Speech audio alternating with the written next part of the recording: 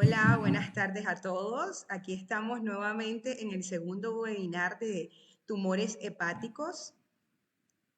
Nos acompañan de nuevo el doctor Julio César Ramón Castillo, que es radiólogo intervencionista y neuroradiólogo y también intervencionista vascular, y con el doctor Sergio López Torres, quien es cirujano hepatobiliopancreático y oncológico. ¿Qué tal? ¿Cómo están, doctores? Buenas tardes. Buenas tardes, coordinadora. Y a la audiencia, a la gente que nos escucha, nos ve. Y la verdad que estos webinars son para ellos, para las personas. Claro que sí. Sí, muy contento de estar con ustedes y que estamos ahorita con 137 personas que están conectadas. Así es, muchas gracias a todos los que nos están escuchando, sí. Ya 135 personas. Bueno, qué bonito ver el interés en la salud hepática que tienen todas estas personas y esperamos de que estos webinars les ayuden a mejorar su estilo de vida y a sobrellevar, en caso de ya enfermedades, a sobrellevar estas enfermedades de la mejor manera, que es siempre informándose y sobre todo de la mano de especialistas. El doctor Castillo y el doctor López son pioneros en Nicaragua en la cirugía y tratamiento intervencionista de tumores hepáticos, donde realmente las tasas de enfermedades hepáticas son bastante altas en Nicaragua. Según nos indican las estadísticas, al menos un 20%, ojo, un 20% de los nicaragüenses corren el riesgo de sufrir enfermedades hepáticas. Hablamos de enfermedades hepáticas en general. Pero resulta que el cáncer hepático es el cáncer, el primer cáncer que causa mortalidad en Nicaragua. ¿Es así, no, doctores? Bien, este webinar nace motivado para que las personas nos preocupemos más por la salud del hígado. Es verdad lo que has dicho, solo tengo que corregir esa estadística del 20% que se eleva a un 33 o a un 40%. ¿Por qué? Porque, por ejemplo, la enfermedad del hígado graso, ella es prevalente, o sea, está en la población en un 35, un 40%. ¿Qué significa? De 100 personas, 30 de ellos van a tener hígado graso. Y esto ha hecho que tanto la comunidad médica y la sociedad de Nicaragua diga, es normal tener hígado graso. Y la verdad que no es normal. No es normal que usted tenga una enfermedad que lo pone en riesgo de desarrollar cáncer en el futuro. Por eso es que tenemos que manejar bien cuáles son estos factores que se asocian con las enfermedades del hígado. Entonces, lo primero es que el hígado graso es frecuente, muy, muy frecuente en Nicaragua y es una de las causas de cáncer de hígado. Correcto. Imagínense todavía el 33, dijo doctor, 36. Sí, sí, un tercio de la población de Nicaragua. En México es 40%. En Estados Unidos, donde el sobrepeso y la obesidad llega al 50%, el hígado graso anda por esos niveles, porque no hay una relación directa entre obesidad e hígado graso. ¿Sí? Entonces, ¿qué tenemos que hacer nosotros? Reconocer dónde estamos. ¿Y qué nos preocupa mucho en Nicaragua? Que la mortalidad del cáncer de hígado es altísima. Entonces está el doctor Castillo que nos puede profundizar sobre eso, pero por ejemplo, en Nicaragua, de 10 personas con cáncer de próstata, probablemente 2, 3 de ellos podrán morir en un corto tiempo por eso. En Nicaragua, 10 personas con cáncer de hígado, 9 van a morir en un lapso de un año o menos. Por eso es que la mortalidad es altísima. Sí, así es. Y con lo que respecta a los cánceres en general, hablando a nivel de Nicaragua, la estadística de mortalidad que reportó el Ministerio de Salud de funciones por cáncer en el año 2022 ponen al cáncer de hígado como el primero en mortalidad, seguido por el cáncer de estómago, el cáncer de cuello uterino el tercero, el cáncer de mama el cuarto y el cáncer de próstata el quinto. Entonces es cierto que hay diferentes cánceres como el de mama, que es más frecuente que el de hígado, pero el cáncer de hígado tiene el primer lugar en mortalidad aquí en Nicaragua. En otros países las estadísticas varían porque cada país tiene condiciones distintas, pero digamos esas son las estadísticas que tenemos aquí en Nicaragua. La diferencia en otros países que son desarrollados con respecto a Nicaragua es en el diagnóstico, ¿verdad? En el diagnóstico temprano que ellos hacen del cáncer de hígado, ¿verdad? Y es que nosotros queremos incidir para poder cambiar las estadísticas de mortalidad del cáncer de hígado en Nicaragua, y la manera para poder hacer eso a través del diagnóstico temprano. Por eso es que realizamos todas estas jornadas también para hacer conciencia y tratar de evitar una serie de muertes. Correcto, que de hecho son bastante preocupantes las estadísticas.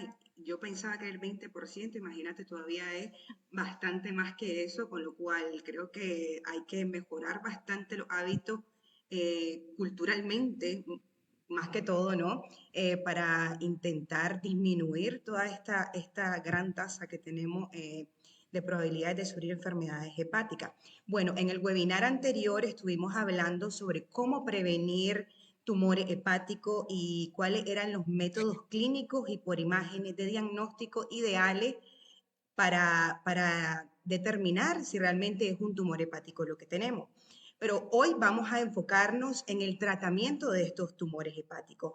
Una vez de que ya determinamos que realmente hay un tumor hepático, ¿cómo definimos, doctor López, si es un tumor benigno o maligno? Eso se nos muestra a través de las imágenes, de las tomografías, o cómo nos damos cuenta realmente si es algo preocupante y cómo lo podemos tratar.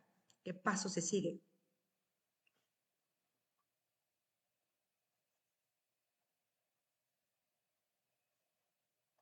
¿No lo estamos escuchando, doctor? No sé si está mala la señal. Sí, ahora sí. Correcto. Escuché muy bien. El doctor Castillo nos va a profundizar luego sobre las características de los tumores en los exámenes. Yo lo que les voy a decir es, ¿cuándo vamos a sospechar? ¿Ya? Vamos a sospechar, yo espero, ¿verdad? que sea un paciente que tenga pocos síntomas, porque cuando los pacientes llegan a tener muchos síntomas, por ejemplo, cansancio, pérdida de peso, abdomen abultado, se ponen amarillos, las probabilidades de tratar a este paciente en ese instante se reducen, porque ya habla de un cáncer de hígado avanzado. Entonces, es conocido esto como el cáncer silencioso, porque no da síntomas.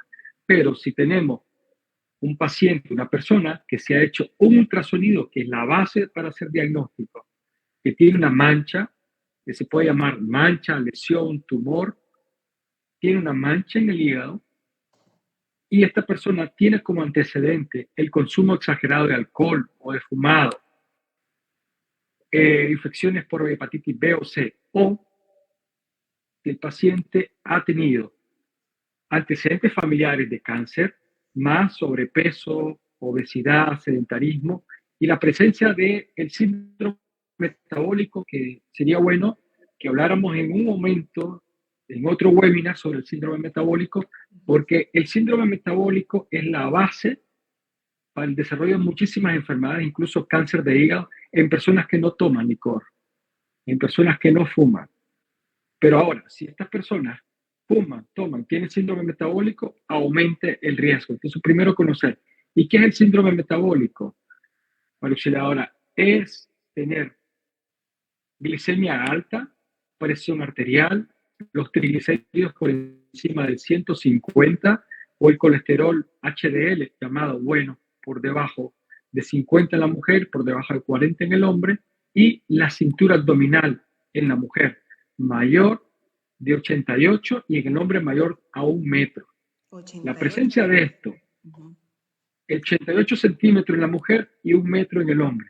La presencia de estos factores y una mancha en el hígado, ¿ya? A mí me hace sospechar de lo que llamamos los medios de humanidad, de un cáncer.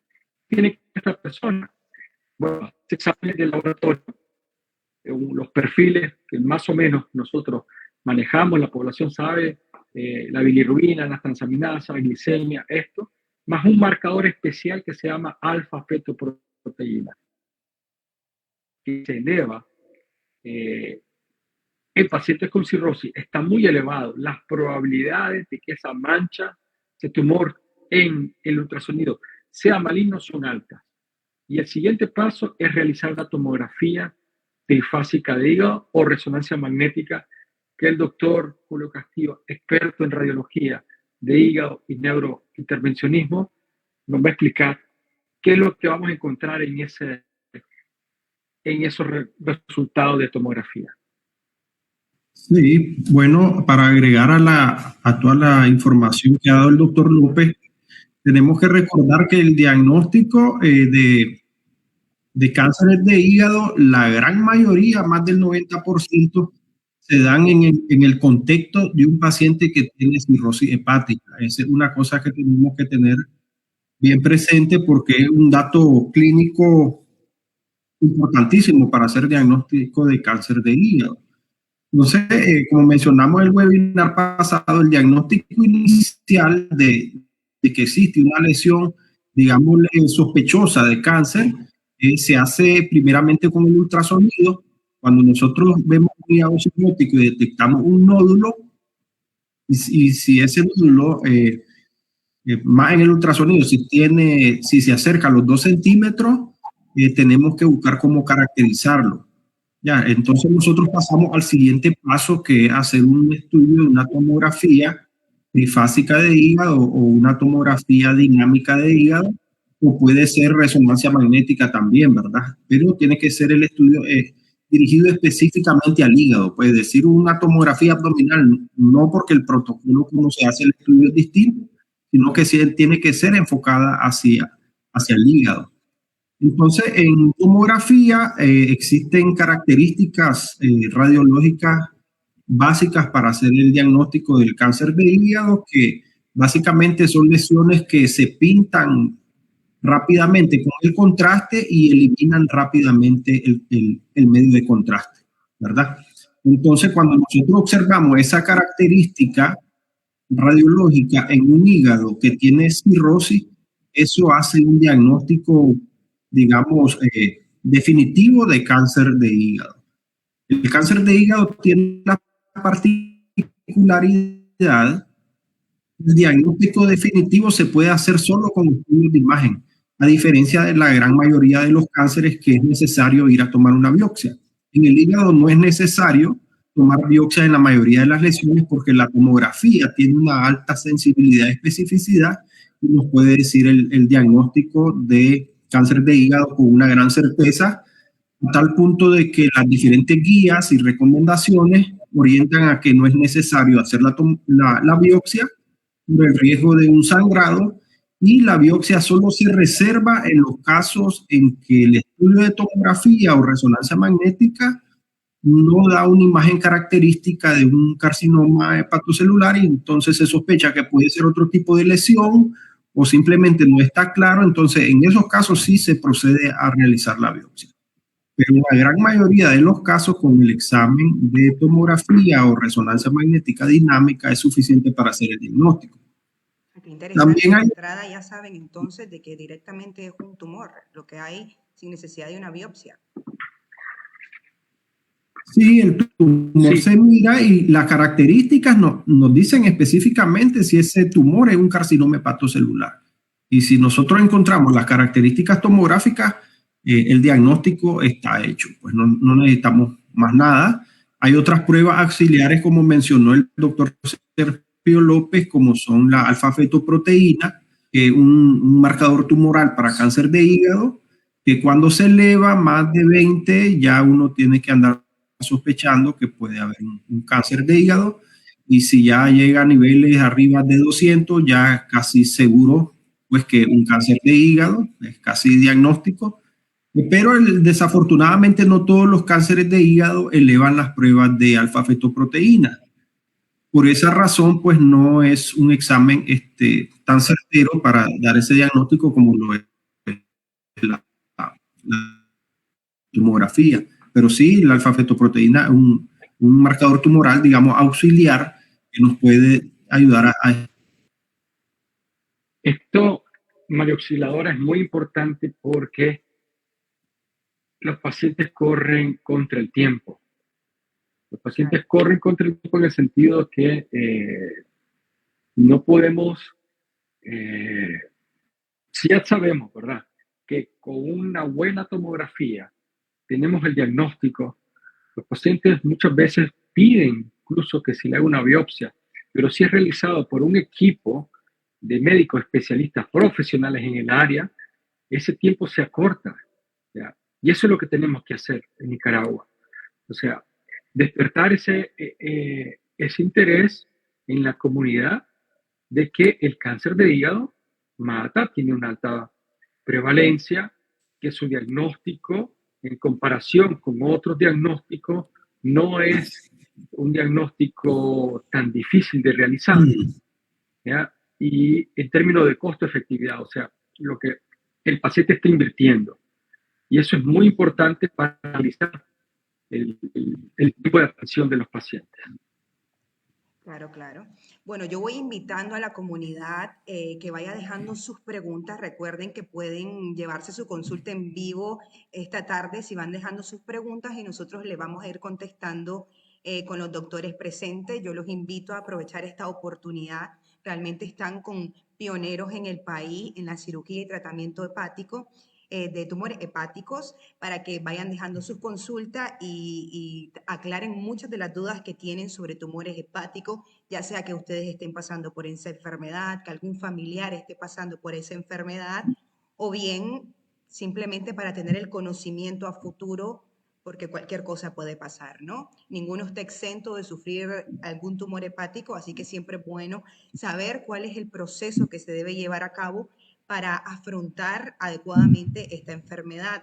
Ahora, doctores, entiendo que existen distintos tipos de tumores, ¿no? Y cada tipo de tumor, de acuerdo a su tamaño o consistencia, tienen distintos tratamientos. ¿Cuáles son estos tumores hepáticos, doctor López?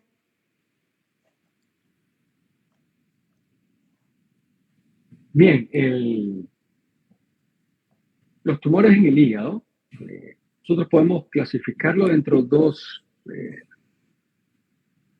dos grupos. Tumores benignos, y los tumores malignos. Ahora vamos a hablar de los tumores malignos, principalmente en aquel que crece en el hígado. O sea, su origen es en el hígado porque hay otros tumores que se originan en el colon, por ejemplo, el estómago, el páncreas, y estos son tumores secundarios que dan metástasis, o sea, van más allá del sitio donde nacen.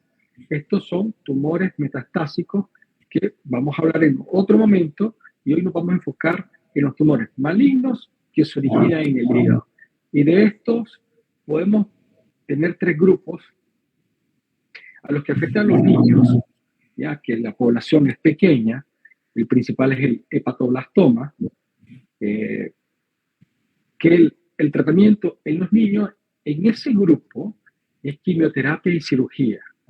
Y en los adultos, los tumores primarios, la que se originan en el hígado, son de las células del hígado, de los hepatocitos, por eso se llama carcinoma hepatocelular, y los tumores que se originan de la vía biliar, llamado colangiocarcinoma.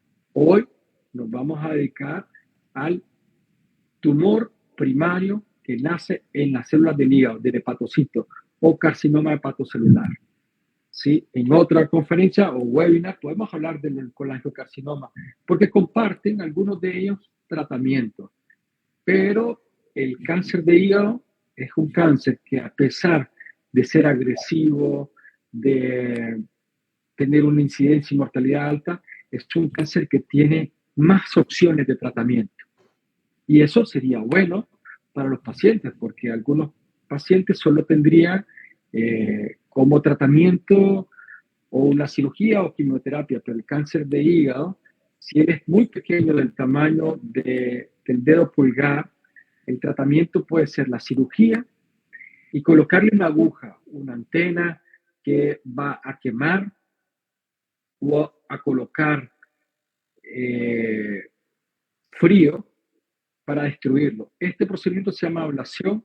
El doctor Castillo es pionero, es líder en el intervencionismo de estos tumores. La palabra médica que nosotros usamos es ablación, pero es destrucción del tumor. Y esto está indicado en pacientes que tienen uno o dos tumores que no se pueden operar. Hoy por hoy es una herramienta muy importante. El otro tipo de tratamiento es la cirugía, cortar una parte del hígado, que puede ser del lado izquierdo, derecho, no hay un patrón, una regla a seguir, pero tiene que ver mucho con el tamaño del tumor, la localización del tumor, la condición del paciente, porque pacientes que tienen líquidos, que han perdido peso, que tienen varices, no son candidatos a cirugía.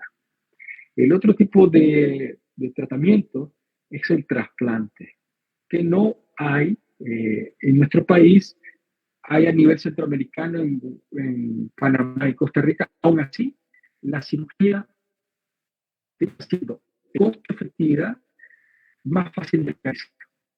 Nosotros tenemos experiencia en pacientes que han vivido 3 años, 6 años, 13 años, y una paciente, o incluso lo operamos en 2012 y en el 2016, 17 se embarazó y ya tiene otra hija, ¿sí? Ya tiene otro niño. Son pacientes que han vivido más allá de lo que las estadísticas han dicho. Tiene que ver con la condición de la persona, la localización. Otro tipo de terapia, además de la cirugía, de la ablación, del trasplante, es llegar donde está el tumor, a llegar por una arteria en la pierna, subir y quitarle irrigación al tumor. Se llama quimioembolización. Se le quita irrigación para que no siga creciendo y se le inyecta quimioterapia para que destruya esa célula. Esto lo que hace es evitar que siga creciendo. No va a desaparecer el tumor, pero lo va a convertir, como le decimos a los pacientes, de ser una manzana a que sea una mandarina. El contenido es lo que va a cambiar y es lo más importante. Luego tenemos 2 terapias más, que son las terapias que se administran por vía endovenosa, que se llama quimioterapia inmunológica, que va también a inhibir o cortar el crecimiento, y otra terapia es vía oral. Pero las tres primeras, que hablamos de ablación, la resección y la quimioembolización, son las más efectivas porque se aplican en estadios más tempranos y tienen mejores resultados en los pacientes. No sé, el doctor Julio, que nos puede profundizar sobre eso. Sí, es correcto, como dice el doctor López. Bueno, para resumir un poco, tenemos que, ya le explicamos cómo es que hacemos el diagnóstico. Una vez que nosotros hacemos el diagnóstico de que estamos ante un carcinoma hepatocelular, nosotros lo que hacemos es estadificar, digamos, al paciente. Tenemos que determinar en qué estadio se encuentra del cáncer el paciente. Nosotros hablamos de estadios muy tempranos, cuando nos encontramos que el paciente tiene un tumor menor de 2 centímetros, un tumor único, un cáncer de hígado único menor de 2 centímetros. Hablamos de estadios tempranos cuando pueden haber uno o hasta 3 tumores que sean menores de 3 centímetros. Hablamos de estadios intermedios cuando ya son, ya sean más tumores, más de 3 tumores, o que hay alguno que mida más de 3 centímetros, sin que el paciente tenga enfermedad fuera del hígado, es decir, que el cáncer todavía esté confinado dentro del hígado y tiene esas características. Nosotros hablamos que el paciente tiene un cáncer hepático estadio intermedio. Ya cuando la enfermedad o el cáncer del paciente sale del hígado, ya hablamos de estadio avanzado. Entonces, nosotros lo primero que hacemos es evaluar, digamos, las características del tumor hepático, qué tan avanzado está dentro del hígado, y evaluamos otras 2 características muy importantes en los pacientes. Uno es la función del hígado en general, ¿verdad? Porque recordemos que son pacientes que, aparte del tumor en el hígado, tienen cirrosis en su gran mayoría. Entonces, el hígado, de manera general, nosotros tenemos que determinar cómo está funcionando, si su función está preservada o si ya está muy deteriorada su función. Después de que evaluamos también la función del hígado, nosotros evaluamos la condición general del paciente, ¿verdad? Y es un paciente que se vale por él mismo, ¿verdad? Consideramos pues que está bien para ser sometido a ciertos tipos de tratamiento. Pero si son pacientes que ya pasan encamados más del 50% del tiempo, ¿verdad? Por su deterioro, por su enfermedad, entonces son pacientes que ya no caen en un tipo de tratamiento determinado. Entonces, esas son las 3 cosas. Después que determinamos que si hay un cáncer en el hígado, determinamos la extensión del tumor en el hígado, determinamos la condición general del hígado del paciente, cómo está funcionando su hígado, y determinamos la condición general de todo el paciente en sí, ¿verdad? Entonces, en base a esas 3 características, nosotros determinamos si el paciente puede ser sometido a una resección hepática, si el paciente es candidato a una ablación, si es candidato a una quimioembolización, o si es candidato a terapia sistémica, o los pacientes que ya están en etapa, digamos, terminal, que si es candidato solo a manejos paliativos, ¿verdad? Entonces, en base a eso, nosotros determinamos y escogemos qué es la mejor alternativa de tratamiento en el paciente. Obviamente que mientras más rápido hagamos el diagnóstico, es decir, lo agarremos en etapas más tempranas la enfermedad, mejores resultados van a tener los tratamientos en ese tipo de pacientes. Correcto. ¿Y cuál es la esperanza de vida en dependencia del tipo de tratamiento que se realice en cada uno de los pacientes, ya sea en la embolización, en la ablación o en la cirugía? Sí, la esperanza de vida es variable, ¿verdad? Y está de la mano principalmente en la etapa en la cual se encuentre el tumor, ¿verdad? Digamos, los pacientes que tienen tumores en etapas tempranas, que puede ser resecado el tumor, es decir, que se puede extraer el tumor, sacar el tumor del cuerpo, esos pueden tener sobrevida de 5 años o incluso más, ¿verdad? Lo que es la cirugía, es decir, hacer la resección hepática, sacar el tumor del cuerpo, es un procedimiento que se considera un procedimiento curativo, es decir, que si sacamos todo el tumor podemos curar a ese paciente. El otro procedimiento que puede considerarse curativo es la ablación, que consiste en introducir una aguja, como mencionó el doctor López, y aplicarle microondas o radiofrecuencia, que lo que van a hacer es quemar el tumor, y si logramos quemar todo el tumor sin que quede ningún tejido tumoral vivo, también es un tratamiento que se puede considerar de tipo curativo con sobrevida alta. El problema viene más cuando ya estamos hablando de estadios intermedios, que desafortunadamente son la mayoría de los pacientes, porque estos tumores, como no dan síntomas y la gente no tiene la costumbre de hacerse chequeo, ya se vienen a dar cuenta cuando los tumores están ya en estadios intermedios, son tumores generalmente de más de 3 centímetros. Entonces ya cuando el tumor no puede ser operado por su tamaño o por la zona donde esté en el hígado, porque la cirugía no depende tanto del tamaño del tumor, sino de la posibilidad que el cirujano pueda retirar el tumor con una seguridad, pues que va a quedar suficiente hígado y que no corre un riesgo importante, ¿verdad? Esa es una cosa también que se evalúa, ¿verdad? Entonces, si ya el paciente se detecta en un estadio intermedio, pasa a otro tratamiento que se llama quimioembolización. Es un tratamiento que se considera de tipo paliativo, a diferencia de los otros, no se considera curativo, se considera paliativo, para tratar de tener controlada la enfermedad y dar mayor esperanza de vida a los pacientes. Correcto. Ya eso... El otro día estuvimos viendo un caso del doctor López que estaba tratando un tumor benigno, ¿sí, no, doctor?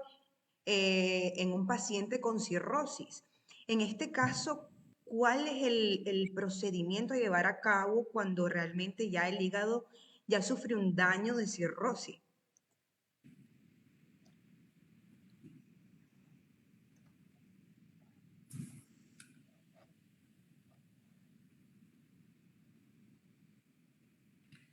Creo que no se escucha, que está en... Escuchando. ¿Tiene apagado el micrófono, doctor? Okay. Sí, lo tengo encendido. Ahora sí lo escuchamos. Sí, le decía que en pacientes, aquí tenemos una imagen, pacientes con cirrosis y con nódulos, ¿sí? Digamos, el tamaño real del hígado más o menos es este, ¿sí? Como 2 palmas de la mano.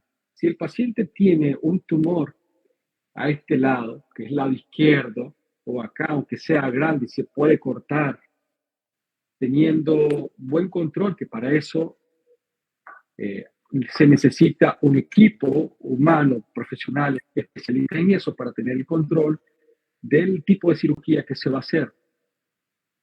Si el paciente tiene cirrosis y pruebas hepáticas bien, plaquetas bien, se puede hacer una cirugía segura. Se analiza en un equipo, ya con varios especialistas, lo analizamos, y si el paciente tiene las condiciones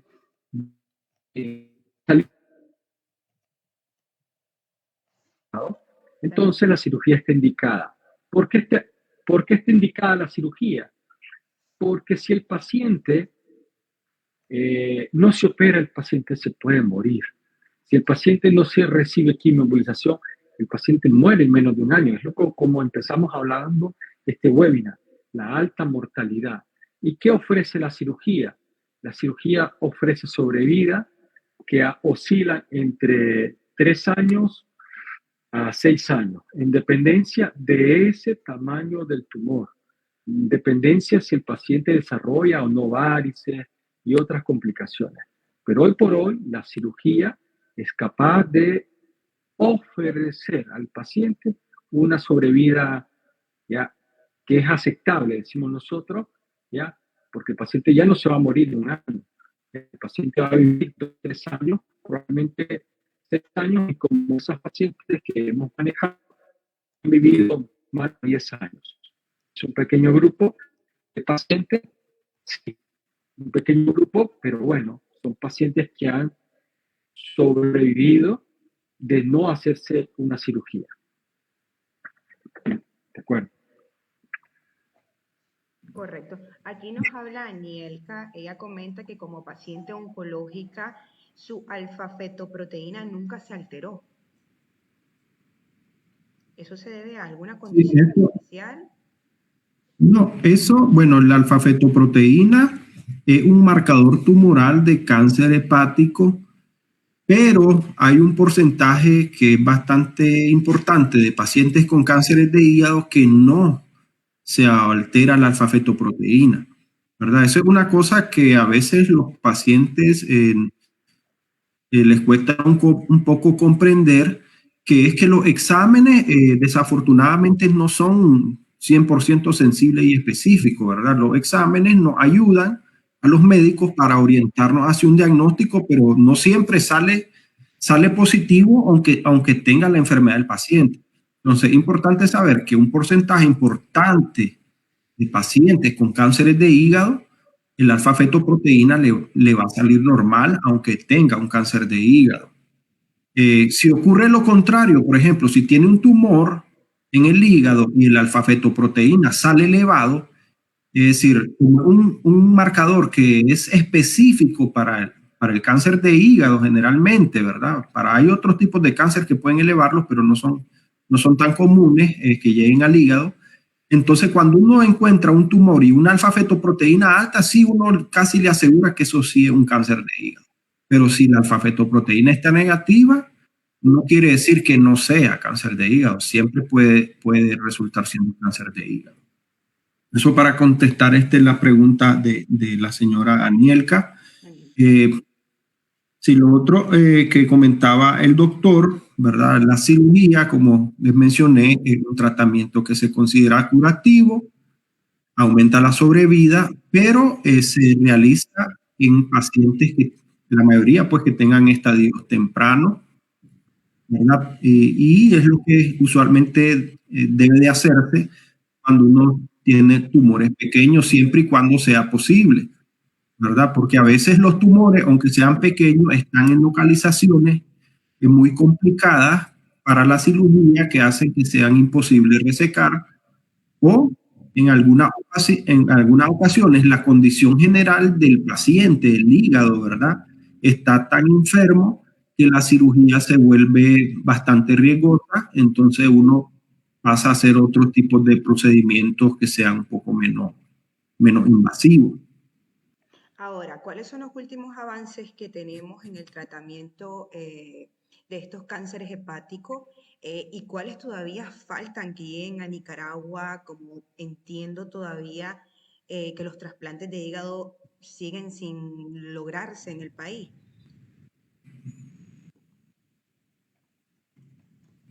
Sí, en los tratamientos de cáncer de hígado, afortunadamente la mayoría sí lo hacemos en Nicaragua, como son la resección de tumores hepáticos, las ablaciones con radiofrecuencia, con microondas, con etanol, la quimioembolización lo realizamos. La terapia inmunológica se realiza también. Hay otros tratamientos, por ejemplo, el trasplante hepático todavía no se realiza. El doctor López nos puede explicar cómo está la situación del trasplante hepático aquí en Nicaragua. Otro tipo de procedimientos que se realizan en algunos otros sitios pueden ser las radioembolizaciones, ¿verdad? Es decir, que es similar a la quimioembolización, nada más que en vez de meter partículas para obliterar los vasos sanguíneos que van al tumor, lo que se meten son unas partículas cargadas radioactivamente para que esas partículas den radioterapia, digamos, directa dentro del tumor. Entonces, ese tipo de tratamiento, la radioembolización, no se hace pues todavía aquí en Nicaragua. Pero, digamos, eso no viene a ser, digamos, un problema porque es un procedimiento que los resultados que hablan los estudios son bastante similares a la quimioembolización, ¿verdad? No es un estudio que sea como muy superior y es muchísimo más caro, ¿verdad? Y es complejo tener esa tecnología para hacerlo y las ventajas no son muy superiores tampoco a la quimioembolización, pues igual, y a veces la quimioembolización puede ser mejor. Lo que respecta a la radioembolización, a veces hay algunos casos particulares, por ejemplo, pacientes que tengan una trombosis en la vena porta, que son pacientes que sí pueden ser, digamos, que no son candidatos a quimioembolización, pero sí podrían ser candidatos a radioembolización, pero afortunadamente son pocos casos, digamos, que se nos podrían quedar por fuera en esos tipos de tratamientos en Nicaragua. Pues. Tal vez, digamos, de los tratamientos importantes que sí no realizamos es la parte del trasplante del hígado. Si el doctor López quiere extenderse un poquito más respecto a lo del trasplante.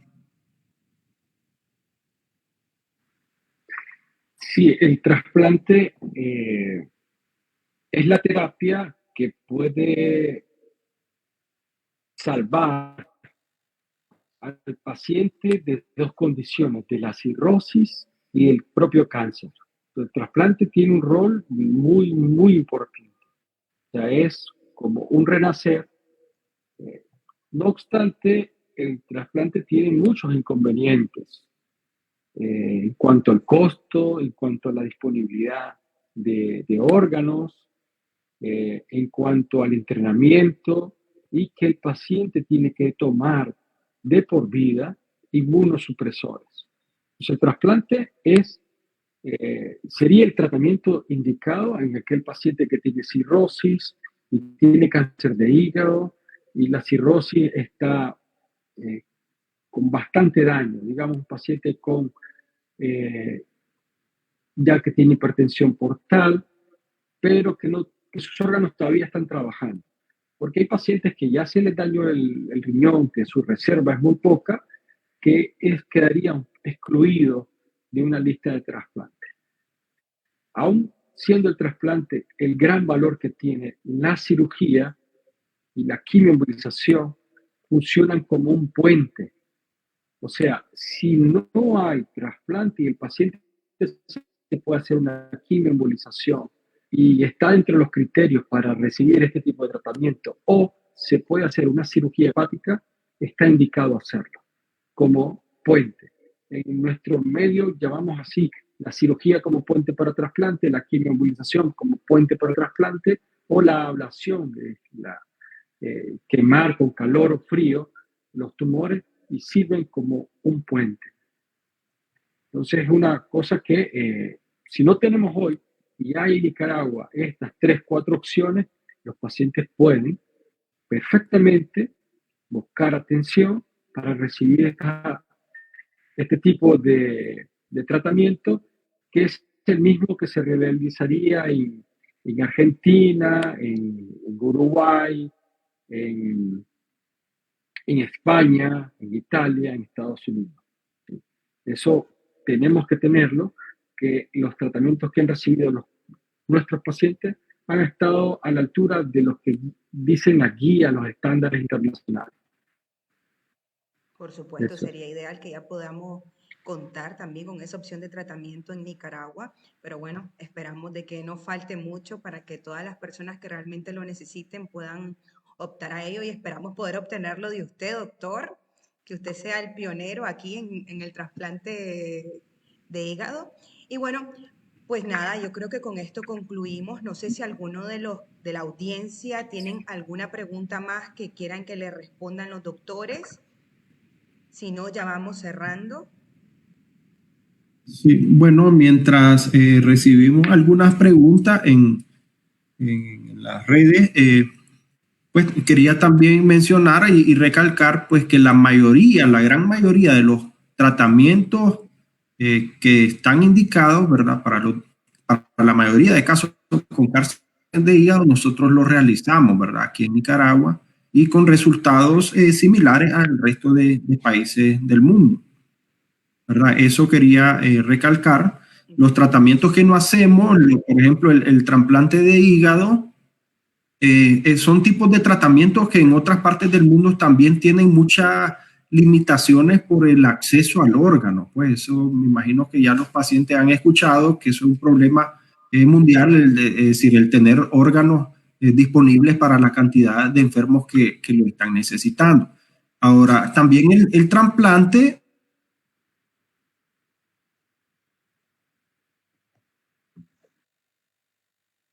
Se nos fue el doctor.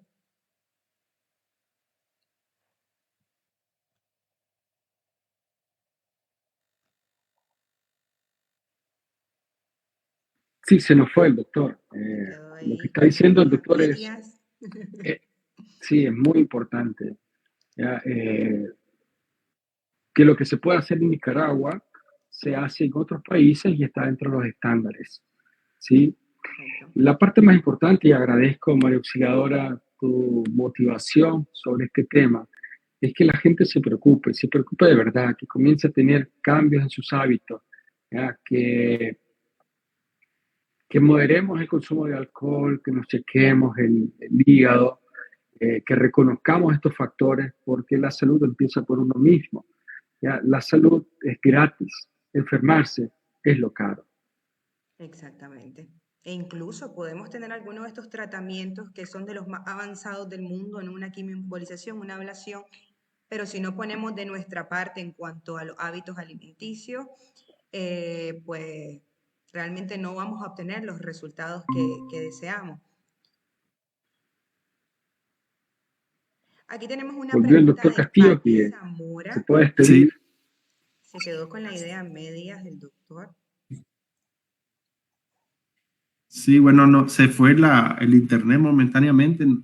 Bueno, lo que estaba diciendo básicamente es que nosotros aquí hacemos la gran mayoría de los tratamientos que se hacen en diferentes partes y lo que queda por fuera básicamente es lo del trasplante, pero en otros sitios hay dificultad para el acceso a los órganos y que un porcentaje grande de pacientes, es decir, ni siquiera, es decir, aunque tuviera el órgano, la mayoría no son candidatos a trasplante porque los pacientes con trasplante tienen que tener una enfermedad temprana también, ¿verdad?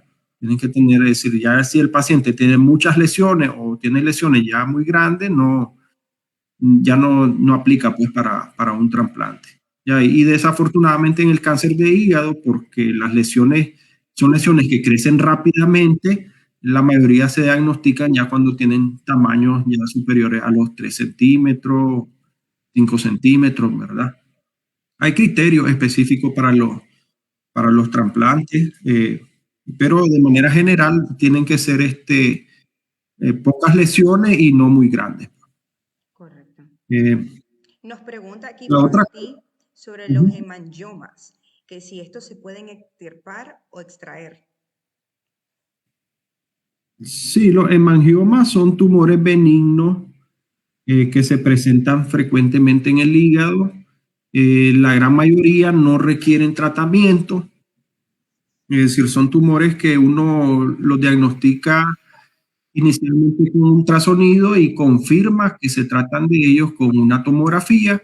Tienen una característica particular en la tomografía, su comportamiento con el contraste, de que es casi un diagnóstico certero, se puede hacer con tomografía, son tumores que no se biopsian, y si no está dando mayor problema al paciente, se dejan así.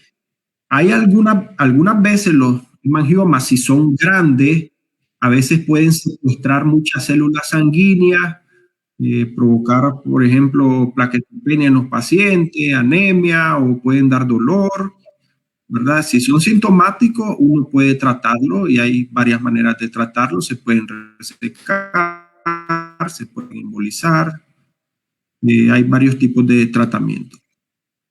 Correcto. Pero en la mayoría de veces no es necesario, pues solo cuando ya son tumores muy grandes y sintomáticos, pues uno ya tiene que tratarlo de alguna manera. Excelente. Bueno, Este, muchísimas gracias, doctores, por su tiempo tan valioso que dedican a esta audiencia que lo estaba esperando desde hace una semana ya, que fue el primer webinar. Y bueno, también aprovecho para invitar a todos los que nos están viendo a que el próximo miércoles vamos a estar hablando y vamos a estar concluyendo con el tercer webinar en el que se abordará sobre el seguimiento de los tumores hepáticos. ¿Qué hacemos una vez de que ya recibimos el tratamiento? cómo tratar los casos posoperatorios y cuáles son como los cuidados que se tienen que tener como pacientes para realmente prolongar lo más que se pueda, ¿no? Esta esperanza de vida que hablamos de, de casos de hasta 10 años, ¿no, doctores? Pues intentar maximizar esa cantidad de tiempo y realmente mejorar nuestros hábitos de vida que nos ayuden a tener una calidad de vida en general. No sé si se quieren despedir con algún mensaje para la audiencia, doctores.